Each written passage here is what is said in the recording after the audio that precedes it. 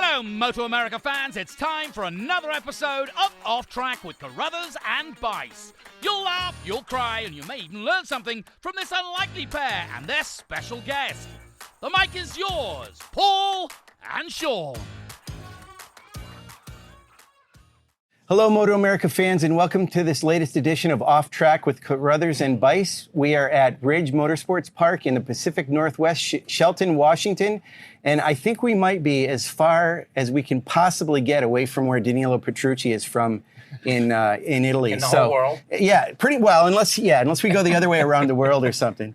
So we thought, best time to talk to him when he's this far from home. But he does have his girlfriend with him this weekend, so that helps. You seem a lot happier with the girlfriend, too. I just want to tell you that. Yeah, at least it's been a lot easier on us when the girlfriend's here. So if you need us to pay for her to be here, we will. Next time, my mother will be. So okay, perfect. Oh, okay. I hope that I will smile anyway. Sean always likes the mothers. Yeah, I do. I'm a fan. So does your mother and your girlfriend, they get along okay? Yeah, Okay. no problem. At the moment, no problem. But because my girlfriend is not even 1 year that we are together. Okay, So. all right. It's too early not to Yeah. Yeah. So when your mother comes, the girlfriend will leave, or they both come? Stay? No. One per time. Cannot Yeah, too send. many women. Yeah, exactly. I'm already losing my hair at home. And, One thing, it seems like it might have changed for you this year from what we maybe thought, is when you first came into the country and living Scranton, yeah. Pennsylvania, we thought you'd maybe go over to Italy a little bit, but it seems like you're going back over after each round. Has that changed? The fact was that the previous trip, let's say, I needed to stay for a long time because we had a test in Barber, more or less 10 days before the race in VIR. And then we supposed to go in another track to go testing, but on the wet, but was too hot for testing on the wet tires. So I said, okay, I have 10 days to go back home to have better training and so on, because in Scranton, I am alone and I'm living in an hotel and not really a lot of things to do. And so I go back home for, I think, 1 week. Then I supposed to stay for till Road America, and also after, because we went testing in Brainerd last week. But after VIR, I crashed so hard, and we supposed to go testing in Pittsburgh, but for me it was not possible to ride, and I go back home again. And in fact, I don't want to do like this because it was really, really stressful. A lot of travel. Last week, I spent really a lot of time sleeping because all the jet lag, all the different timing, and on the plane is about 1 day of traveling and 1 day for coming back. So it was tough. Now I will stay there in USA till 15 on July, then I go back Italy because there is the World Ducati Week in Italy, the Ducati Festival. And then I think I will stay longer again after Brainerd in August. I think with some friends I will stay there in USA. And I'm, let's say, trying to understand where can I live, where can I stay next year, maybe rent a house, something like that. California. Yeah. That's my suggestion. Yeah, for sure. It's a lovely place. Last holiday I did before the COVID, before all the travel mess, I went in California. And if you love motorbikes, this is the heaven for if you like motorbikes. I'll tell you what, if you come to where I live, you'll say Brainerd's the best racetrack I've ever been to. VIR is the smoothest racetrack I've ever. You'll love everything because you'll be so happy. Yeah. In fact, I want to try to let's say to understand more this and not traveling so much. Let's say I'm getting used to everything, but for sure not having a base, not having your things is something that I'm struggling a bit to understand. But day by day, I'm getting used to everything. And even at the racetrack, not even talking about riding the bike or racing the bike, but just your situation at the racetrack is a lot different than what you're used to, right? Normally you have people that do this and people do this and people do that, and you're doing everything yourself. So that makes things more difficult for when you do go on the racetrack. Yeah, exactly. Now till last year on Thursday was let's say the busiest day for media, for all the stuff, for talking about the weekend and all the interviews, all the media opportunities we got in MotoGP. And now on Tuesday I have to prepare all the stuff, all the visor, cleaning everything, prepare the airbags and so on, clean my helmet, like I was doing a few moments ago. Right. And Did you know how? Or did you have to learn? No, I have to learn. I had to learn. And fortunately at home, and especially because now also after practice I have to clean everything. And in MotoGP you are simply not, you just go get there and you have everything set. You just have to go to the box for the meeting, and then you just go inside your office where you have all the all the stuff, and into the garage. Not so many things to do. You just have to focus there, and even because the format of the race is so close, and you have to do a lot of things, and you cannot really follow all this. For example, the equipment you have, or the helmets, the visor, the boots, and everything. You need the people that take care of everything. It's quite busy the weekend. Now it's busy in a different way, but I'm enjoying taking care of everything. It's for sure I have less time to go around to see, but at the end it's good. It's more easy, more relaxed. The thing I wanted. Do you like? In MotoGP, they have qualifying on Saturday, which almost feels like a race, and then they have the race on Sunday. Do you like having the two races? Yeah, I like. Even if for sure having another session of free practice on Saturday afternoon this year could have been useful for me because 80% of the track are new. So having another chance to go on track would have been better, but it is what it is. At the end, I was not used to, let's say, to have a race. After the race, I say, okay, now I don't want anymore to see my bike, but now you have another race the day after, and it was good. It's good to have more racing. It's the things why we are here. I like to have two races.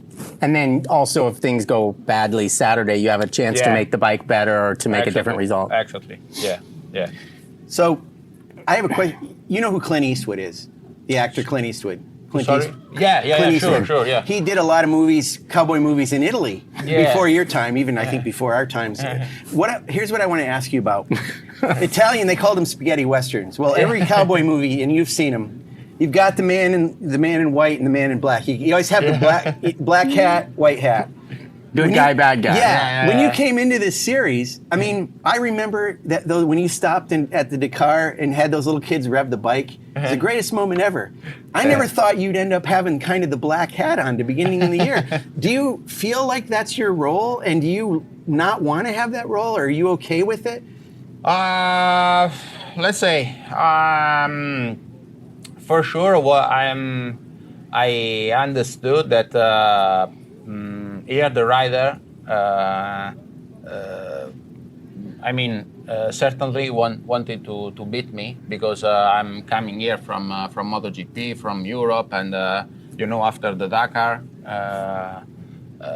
there was a lot of media impact about me because I did something really,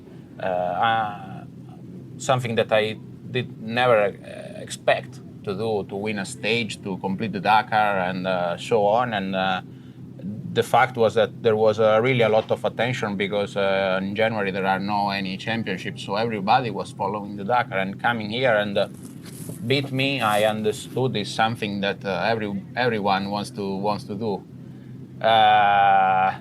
But then, yeah, it's more friendly here, the environment. So it's not really something good and bad or black and white. Right. I don't know. Maybe. Yeah, I just see because we are fighting. I mean, more or less in 4 riders. We are fighting for win this championship. And 2 of them are from South Africa, right? And Jake Very is good from point. and Jake is from USA. So maybe he's the really cowboy coming from here, and especially for what I understood is coming from Colorado. It's something that reminds of the desert or something really far from Italy. Because in Italy we don't have desert. We just have desert, but maybe it's like, I don't know, 1,000 square feet because it's plenty of people. Right. But no, still don't understand if I am the white or the black or the white. But for sure, yeah, everyone wants to stay in front of me. Right. And I mean, rightly. I mean, sure. They are. I mean, if I was in the same position, I was in the same position in MotoGP when I fight with some other good riders that maybe won, I don't know, many races. Mm-hmm. You wanted to beat him more because you say, I beat, I don't know, Valentino or Jorge or some riders that are really, really good, and so you are like a more focused or more angry. Right. More committed to beat him, and but it's good at the moment. We haven't really any issues. The 4 guys you mentioned, Jake, Cam, Skoltz, are they better than you thought they would be? Yeah, they are good. Sincerely, I did watch some races of last year, and I think this year the level is really, really more tight. I think Matthew has improved, also Cameron is improved.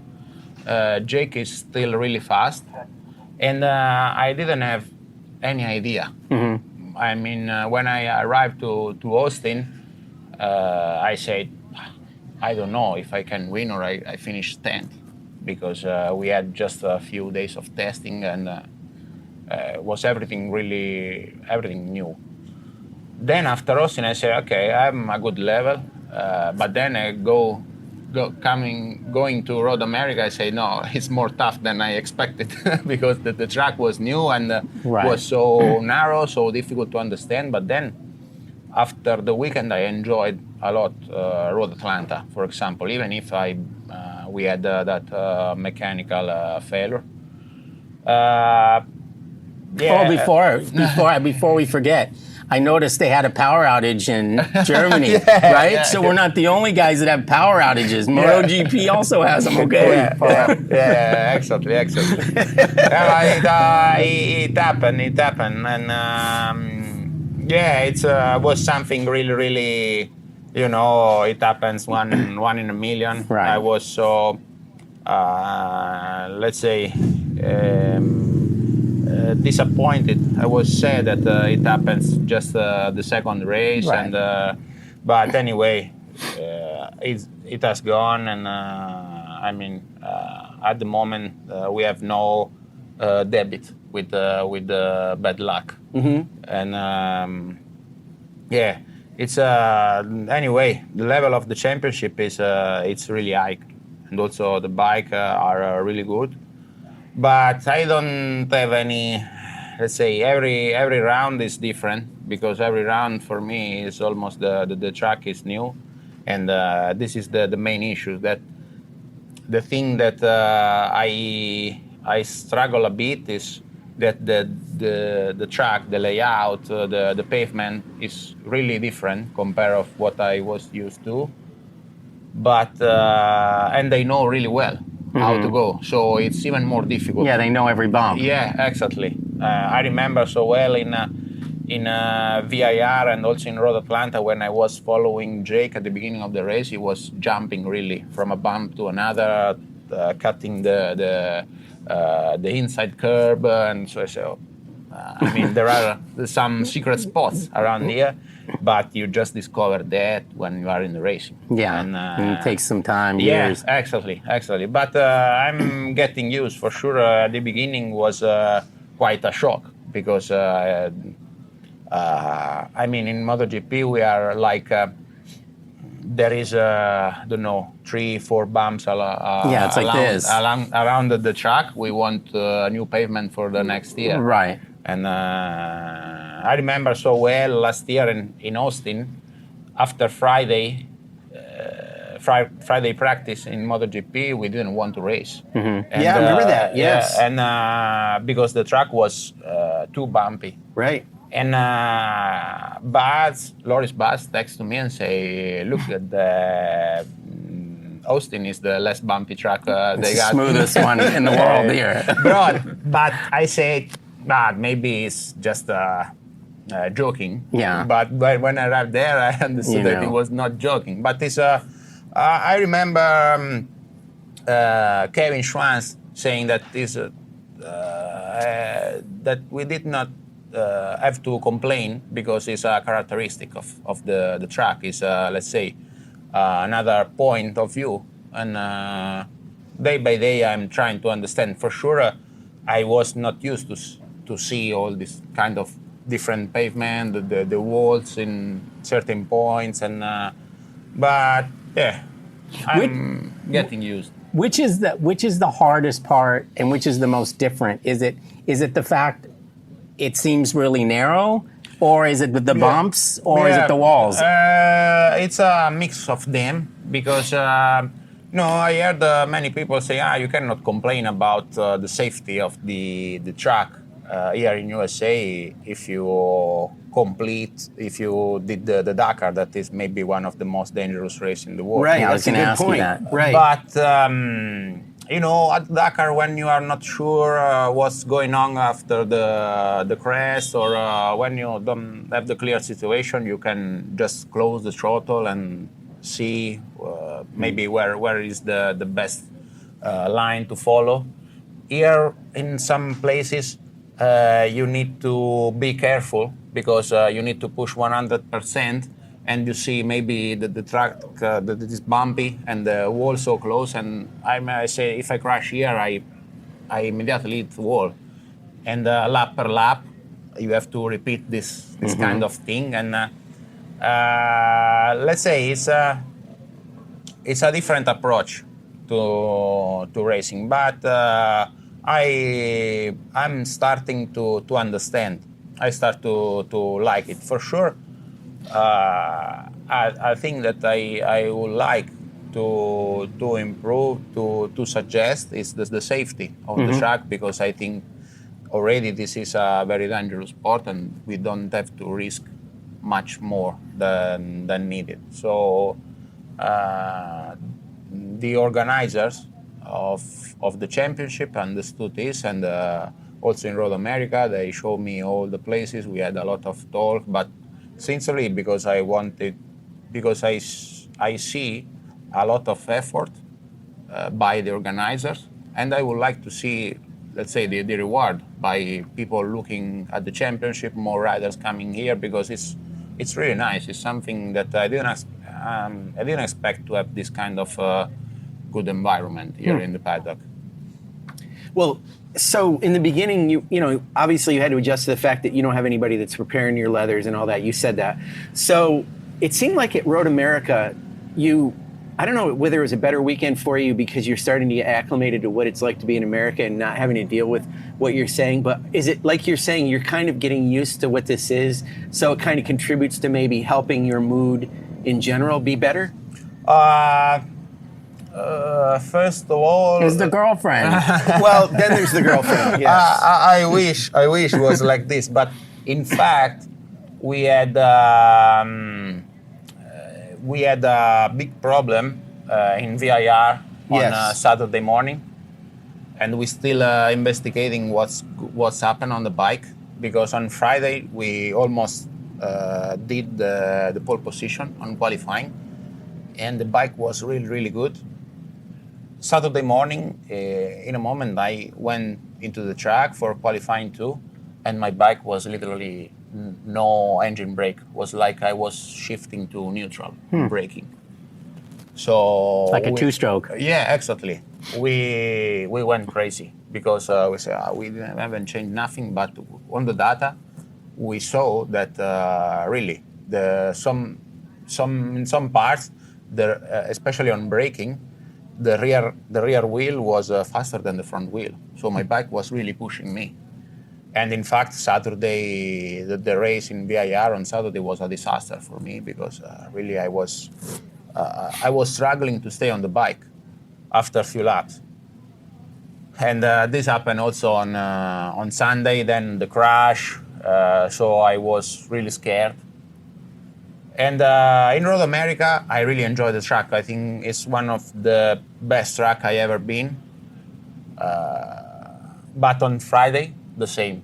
We had the same problem on braking. And learning a new track with this kind of issues, especially Road America with this long straight and dark braking area, we went completely crazy.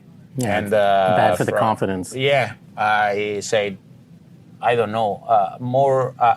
If I brake early, more I cannot make the corner.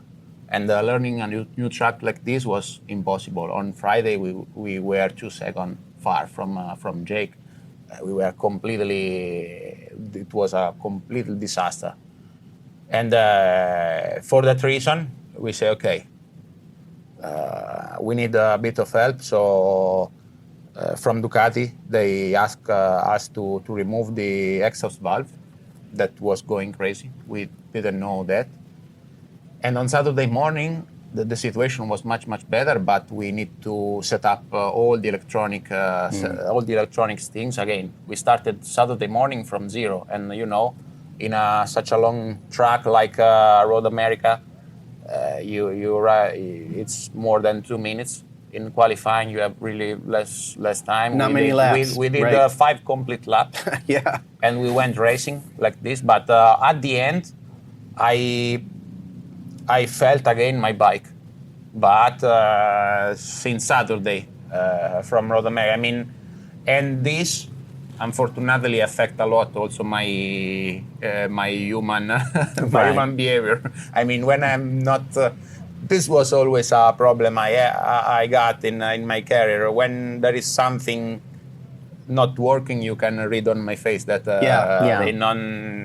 if I don't feel And then good you're not nice to me and Sean. Right. I think he's but mad with at me. no one, with Yeah. anyone.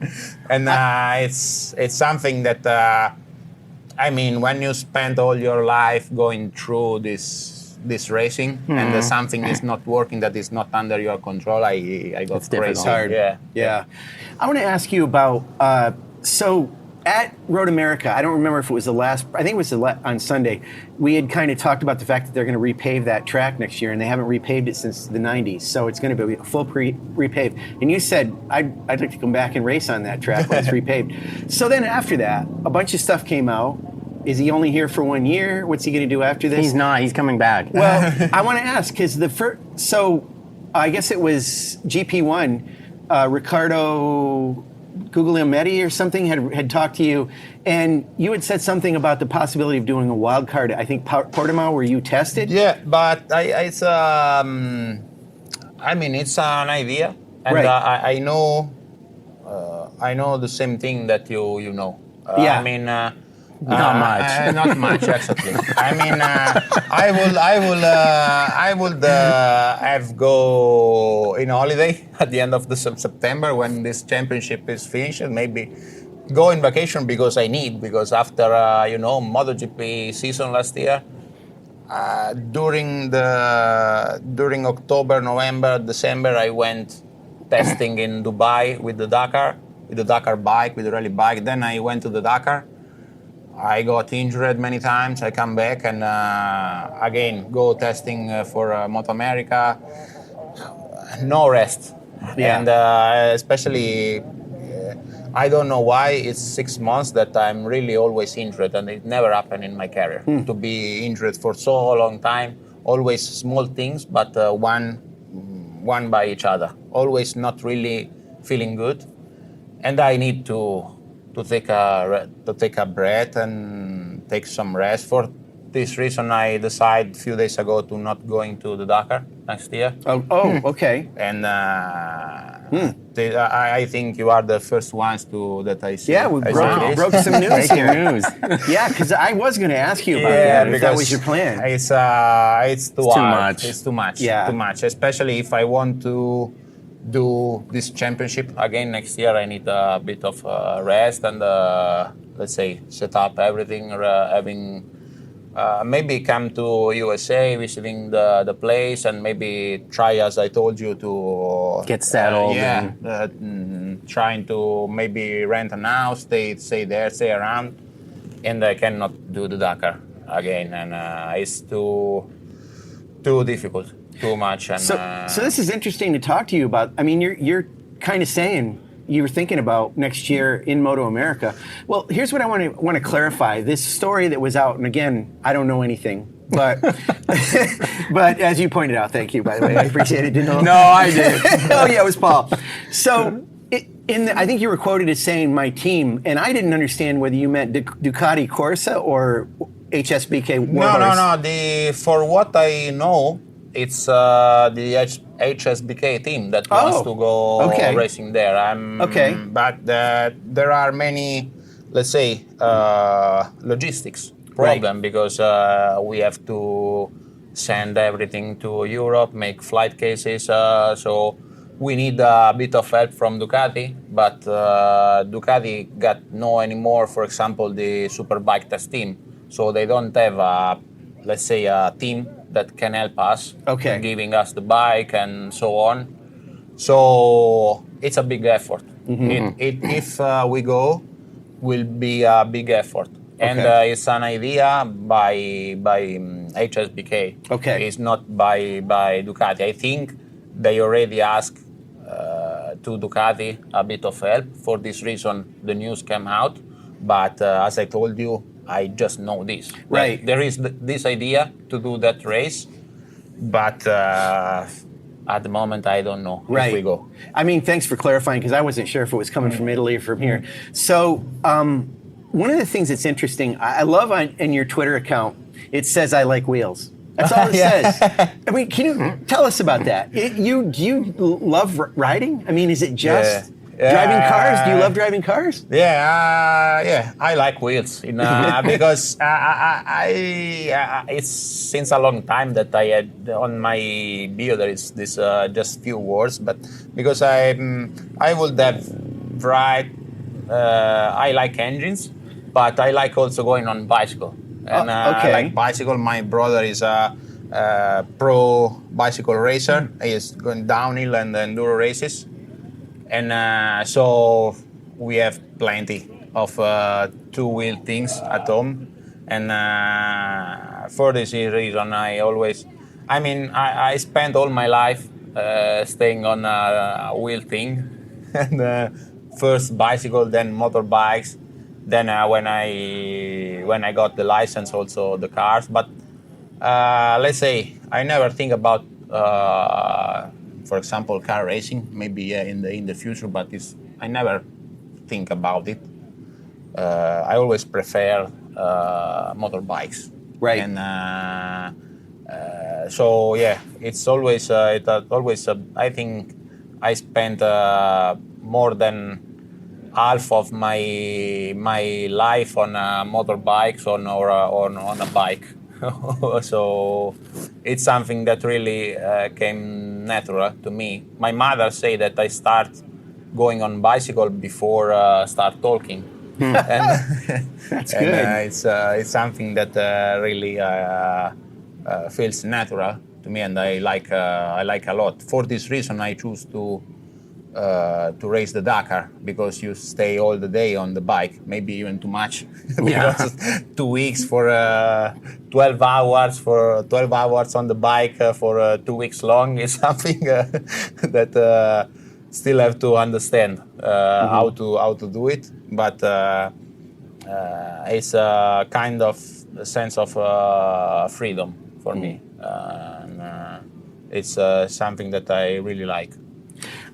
When you were young, and I don't know when the errors match up with your age or whatever, but when you were your young boy, was it Valentino Rossi, or was it some Americans, maybe Kevin Schwantz and Wayne Rainey? Which of those guys did you follow the most? Or my idol was Capirossi, because my father, since 1991, when I was born, because I am from October 1990. My father, after 2 months, began working with Tim Pilleri as a truck driver. Mm-hmm. And in that time, Capirossi was racing in 1 to 5. So I grew, and he was working with him till 95. So when I was 3-4 years old, I started to go on pocket bike, and for me there was nothing better than watching motorbikes on the TV, especially because sometimes the camera. I was always looking for my father. Right. My father was working with the team, and I have many photos with Capirossi holding me on the arm. You're probably already bigger than him. Yeah. But when I started with the pocket bike at 6, I started at 3 years old with the pocket bike, but at 6 years old I was already wearing his leather suit. Wow. Capirossi raced for Wayne for a while too, so it's interesting. Yeah. Back in 96, my father remained with Tim Pilleri, and they were racing with Barros, and Loris went racing for Team Rainey, and he won the first race in Australia at the end of the year, 96, with the Yamaha. Yeah, I'm really expert about that year. That's because good. I know everything. I think I watched the 90 from 91 till 98, 99. I got videotapes of the old classes, 1 to 5, 250, and 500. Wow. And every day, I think a pair of time each, watching awesome. the races. I remember so many races. I watched it more races from that year that when I was racing for myself, because when I am not good, I didn't watch another race. And in 2020, I just won a race in a MotoGP, so I watched just that race. I'm watching more MotoGP now that I'm not here. I'm not in anymore than when I was racing, because when I had a bad race, I said, no, I don't want to look anymore. And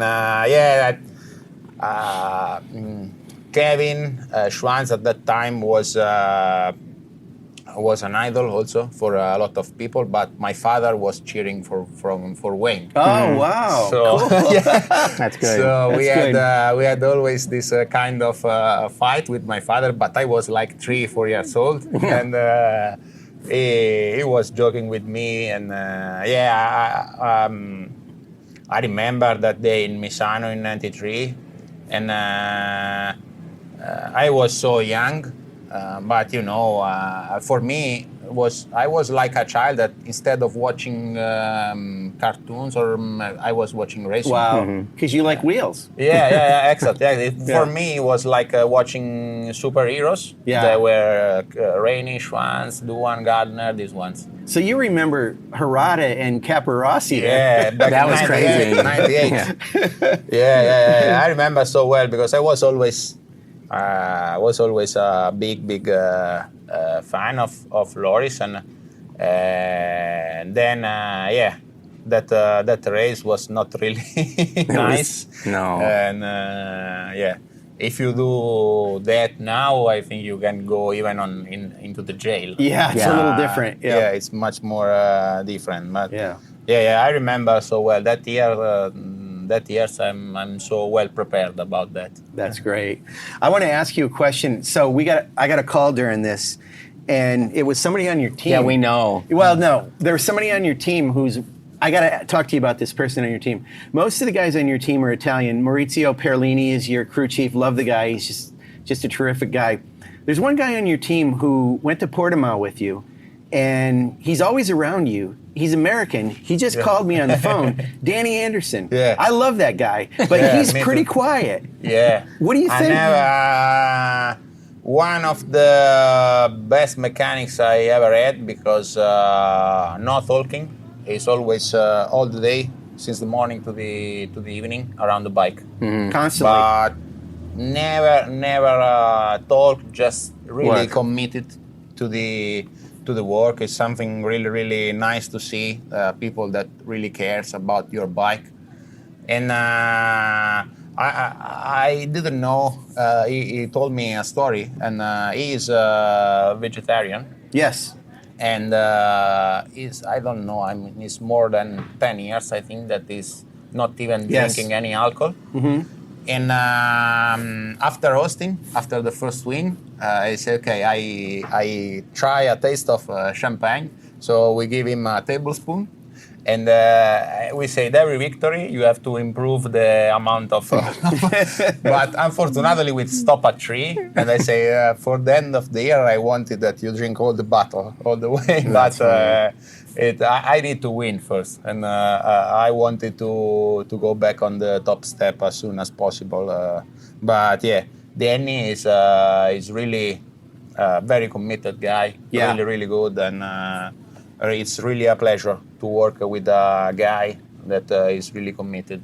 Yeah, and for the fans out there, I mean, I'm not trying to necessarily single out Danny Anderson, but I happen to really like him a lot. I've worked with him before. He was with Broster Chicken Honda a few years ago, so he worked with Jake Gagne. He also worked with Matthew Skoltz on Westby Racing a couple of years ago. He joined Danilo's team, and he's always around Danilo, always around the bike. And funny little story, our video people are usually pretty close around you when you're going in and out.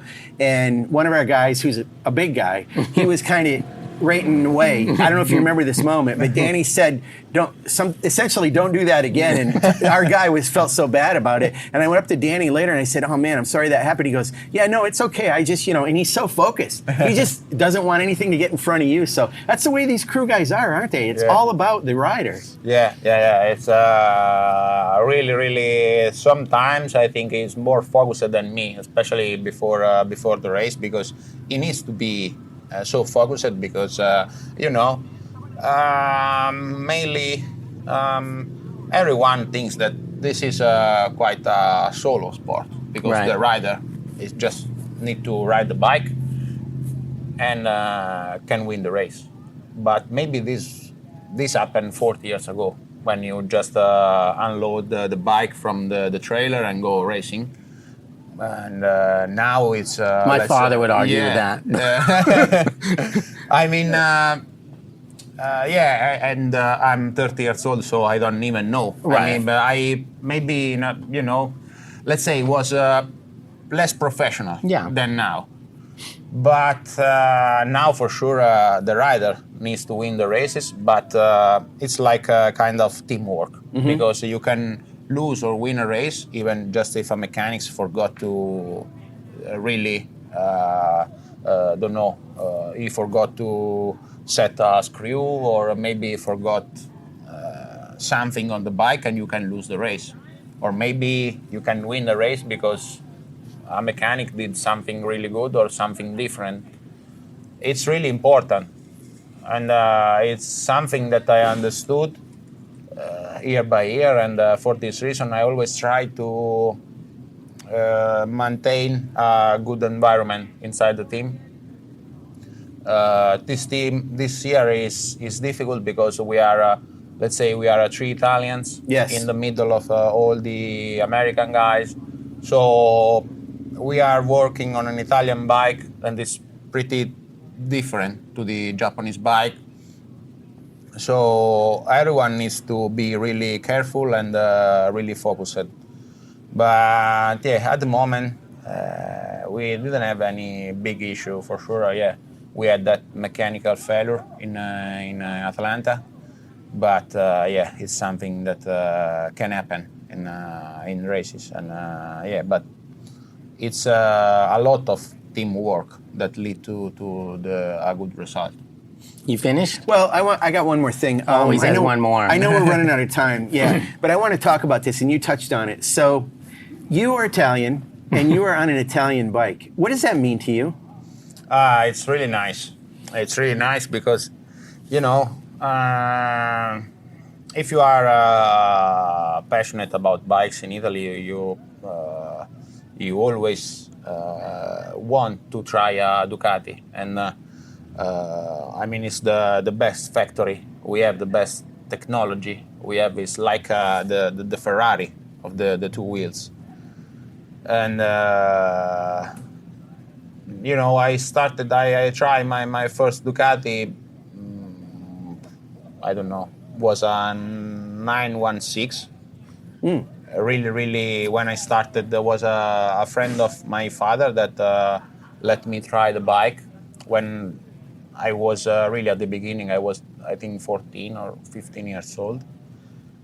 And in 2011, I got the chance to race with Ducati in World Superstock, and was one of my best years. That then, thanks to that year, I went to MotoGP the year after. During that time, I was the factory the test rider for the Panigale, the first V2. I already at that moment you feel a lot of pressure because I was 20 years old, and they were developing a completely new bike, an extreme bike, because it was the mother of the Panigale we are racing now. It has more than 10 years, but this kind of different bike with no chassis, with just half of the swing arm, so it was really particular. And I remember I was 20 years old, and they called me because I was racing with 1098 in the World Superstock, and they said, would you mind to try a bike in Mugello, but close the doors, we cannot say which bike it is. Wow. And I arrived there and I see they were mounting the bike, and there was just the engine because they put everything on the engine. Right. I say, oh. There's no frame. The first time, the day after at 9 o'clock, we switch on the bike, and we go out for a few laps, and I come back to the pit, and there was like 20 people coming to me. And I remember, I say, what can I say now? There was the electronic engineer, the chassis engineer, the swing and everything, and everybody was asking questions, and was but that year was really, really nice because I learned many things. And after a few years, I became factory rider for MotoGP. So really, I started from the lowest level till the top.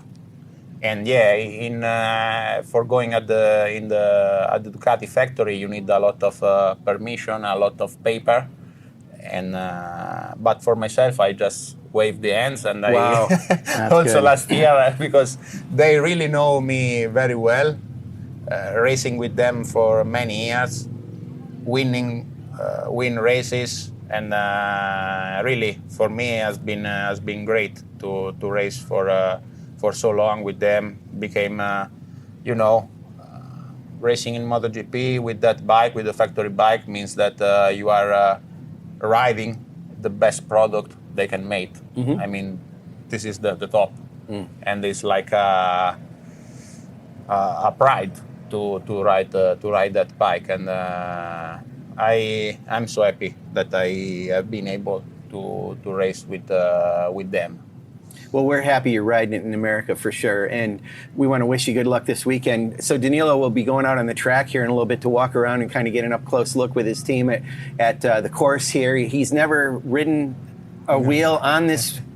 He likes wheels, but he hasn't put his wheels on this track yet. So he'll be doing that this weekend for 2 Medallia Superbike races from Ridge Motorsports Park, and he'll be at Laguna after that. So we'll keep it going as we watch Danilo's adventure and acclimating to becoming a little bit of an American, let's say. Thanks for being on with us, Danilo. I want to also mention to the fans out there who attend our races, I always point this out about the best seat in the house is as a corner marshal, and we're always looking for volunteers to go out there. Danilo can speak as well as any of the riders to the point that corner workers, corner marshals are so important to our sport. I mean, they're the first on the scene to help these riders when they're down or if they see things on the track that are a safety issue, and obviously safety is hugely important to us as well as our riders. So I want to encourage anybody that comes to our races or hasn't been to one of our races to get involved as a corner marshal. Sometimes they're even paid positions, but for sure you get up close and personally, you get to see Danilo, not under circumstances where he might be on the track, but in situations where you'd see him in the paddock and everything. And these guys are great about talking to the corner workers. So I must say that sometimes it's much better to watch the bikes from so close than riding the bikes.